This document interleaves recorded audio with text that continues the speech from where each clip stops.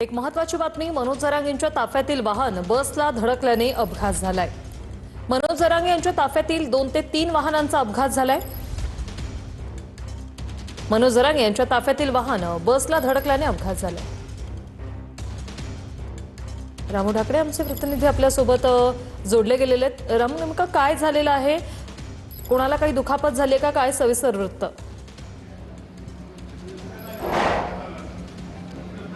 आपण पाहतोय की मनोज जरांगे पाटील कडेगाववरून विटा शहराकडे येत असताना हा अपघात झाल्याची माहिती आहे। साधारण विटा शहरापासून 7 ते 8 किलोमीटर अंतरावरती आंबेगाव नावाचं एक गाव आहे, त्या गावासमोर हा अपघात झालेला आहे। बसला धडकल्याने या वाहनांचा अपघात झाल्याची माहिती समोर आलेली आहे। आपण पाहतोय की स्वतः मनोज जरांगे पाटील जे आहेत ते जखमी व्यक्तींना घेऊन या ग्रामीण रुग्णालयामध्ये पोहोचलेले आहे आणि आता सध्या या जखमीवरती या रुग्णालयात उपचार सुरू आहे। प्रकृती स्थिर असल्याचं माहिती समोर आलेली आहे। मात्र आपण जर पाहिलं तर सर्वात मोठी बातमी हीच मानली गेली की जरांगे पाटलांच्या दौऱ्यात जी ताफ्यामध्ये जी गाडी होती त्या गाडीचा अपघात झालेला आहे।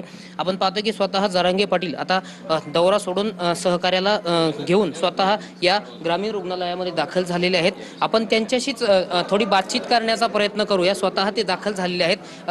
काय सांगाल पाटील, आज दाखल झालेला तुम्ही स्वतः हॉस्पिटलमध्ये सहकार्याला घेऊन? म्हणजे ते कसं ही झालेलं नाहीये, म्हणजे गाडीचा अपघात झालेला नाही। गाड्या सगळ्या उभ्या होत्या आणि माझा किरण रोडवरती उभा होता। त्या इष्टीवाल्यांनी त्याला थोडा बसवाला पाठीमागून आला आणि डॅश दिला। थोडं कमराला फक्त त्याच्या लागलं। ते काय आता लाईव्हच आहे ना, तुम्ही समोर बघितले। काय कोणी काळजी करण्यासारखं कारण नाही, एकदम व्यवस्थित आहे। डॉक्टर उपचार पण करतायत। आम्हाला कळाल्याबरोबर आमच्या गाड्या पुढे आल्या, अर्ध्या पाठीमागात थांबलेल्या होत्या।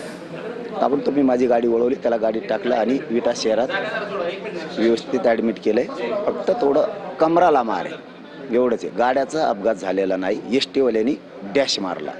जास्त गंभीर स्वरूपाची दुखापत तर झाली? धन्यवाद तुम्ही दिलेल्या या माहितीसाठी।